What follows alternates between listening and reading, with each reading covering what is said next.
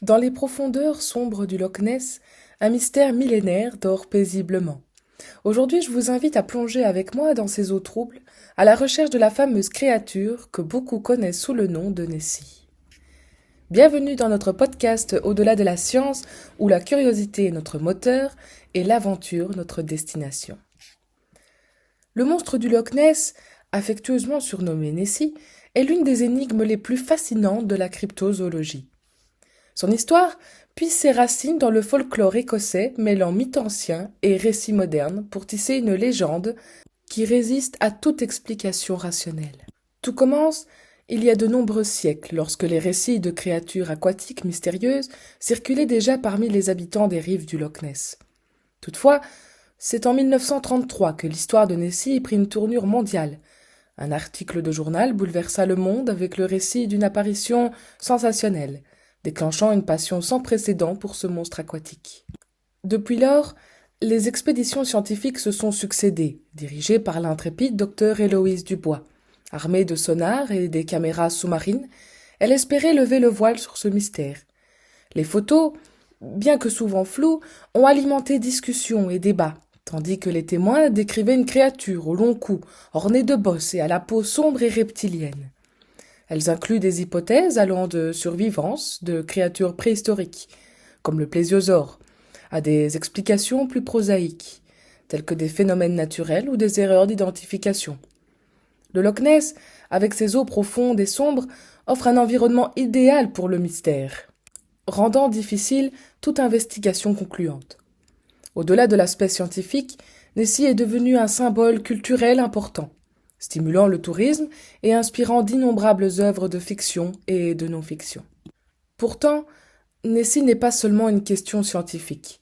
Elle soulève aussi des interrogations éthiques. Comment mener des recherches sans perturber l'écosystème fragile du Loch Ness ?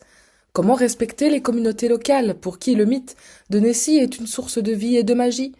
Le docteur Dubois et son équipe avancent avec précaution, soucieux de préserver l'équilibre entre science et tradition. Mais qui est véritablement Nessie ? Les théories sont nombreuses, mais les preuves demeurent insaisissables. Les témoignages abondent, mais les certitudes se dérobent. Les analyses d'ADN de l'eau n'ont rien révélé de concluant. Cependant, l'intrigue perdure. Nessie est devenue bien plus qu'un simple mystère scientifique. Elle est un symbole culturel et une invitation à l'aventure. Chaque expédition, qu'elle soit modeste ou grandiose, porte en elle l'espoir de découvrir l'inconnu, à un coût parfois élevé. Nous parlerons de plusieurs milliers, voire des millions d'euros pour notre dragon des mers préféré. Les cryptozoologues, ces chercheurs d'animaux mystérieux, poursuivent inlassablement leur quête. Ils collectent des récits, des indices et parfois des échantillons d'ADN, espérant percer le secret des eaux sombres du Loch. En fin de compte, Nessie nous rappelle que la curiosité et la magie sont inséparables. Que l'on soit sceptique ou rêveur, cette légende nous invite à croire que, parfois, science et enchantement peuvent coexister, nichés dans un coin perdu de l'Écosse. Nessie, qu'elle soit réelle ou fruit de l'imagination, continue de faire battre nos cœurs d'explorateurs et de rêveurs. Et c'est là toute sa magie. Passons maintenant au point théorie. Nous avons tous vu la célèbre image floue de Nessie, capturée en 1934 par le docteur Robert Wilson. Bien que l'image ait été largement considérée comme une preuve de l'existence du monstre du Loch Ness pendant de nombreuses années, il a ensuite été révélé qu'il s'agissait d'un canular. La photo a été créée à l'aide d'un sous-marin jouet, et le monstre était en fait une tête et un cou attachés au sous-marin. Cependant, de nombreux chercheurs et passionnés continuent de croire que le monstre du Loch Ness est réel. Ils pensent que la photo floue pourrait être une preuve authentique du monstre, même si elle a été modifiée. Ils suggèrent que la photo pourrait montrer un individu réel du monstre qui a été pris en photo par accident. Ils soutiennent également que le flou de la photo pourrait être dû au fait que le monstre se déplaçait rapidement dans l'eau. Mais personne ne parle de la photographie en 1934. Les appareils photo avec flash à poudre, populaires au début du XXe siècle, utilisaient une poudre de magnésium qui brûlait rapidement pour créer un flash de lumière intense. Cela permettait aux photographes de prendre des photos dans des conditions de faible luminosité. Cependant, l'utilisation du flash à poudre présentait plusieurs défis. Premièrement, la poudre était inflammable et pouvait être dangereuse si elle n'était pas manipulée correctement. Deuxièmement, Le flash produisait une fumée épaisse et un nuage de fumée, ce qui pouvait être désagréable pour les sujets photographiés. Troisièmement, le processus de rechargement du flash prenait du temps, ce qui limitait le nombre de photos qu'un photographe pouvait prendre en peu de temps. Une théorie est que l'utilisation du flash à poudre a contribué à la mystique de la photographie. Le flash spectaculaire, la fumée et l'odeur de la poudre brûlée ont créé une expérience mémorable pour les sujets photographiés. Cela a peut-être contribué à rendre la photographie plus spéciale et plus précieuse aux yeux des gens.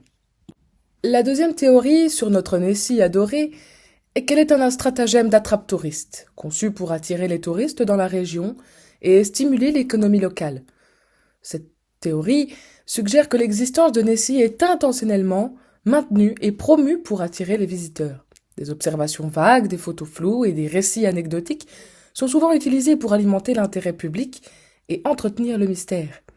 Les entreprises locales, notamment les hôtels, les restaurants et les boutiques de souvenirs, tirent profit de la popularité de Nessie en commercialisant des produits et des services liés au monstre. Après des décennies de spéculation et de recherches passionnées, les théories entourant le monstre du Loch Ness ont finalement commencé à s'estomper. Les analyses scientifiques, les images floues et les témoignages vagues ont laissé place à une réalité plus terre-à-terre. Nessie, telle qu'imaginée, n'existait pas. Les derniers espoirs se sont évanouis avec les nouvelles découvertes géologiques et biologiques du lac.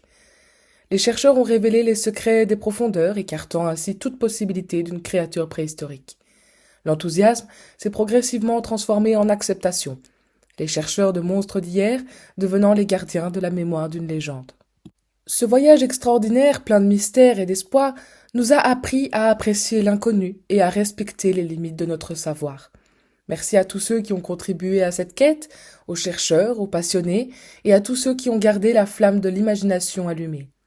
Votre curiosité a façonné une partie de notre histoire. Et voilà que nous finissons notre podcast aquatique en douceur. J'espère que cet épisode vous a plu autant que j'ai aimé le raconter. Merci de votre attention et n'hésitez pas à partager vos impressions et vos théories les plus farfelues les unes que les autres et à me dire ce que vous aimeriez découvrir dans les prochains épisodes. Votre curiosité est ma plus belle récompense. Alors restez à l'écoute car l'aventure ne fait que commencer et qui sait quelle créature fascinante nous découvrirons ensemble la prochaine fois. À bientôt, mes cryptofans!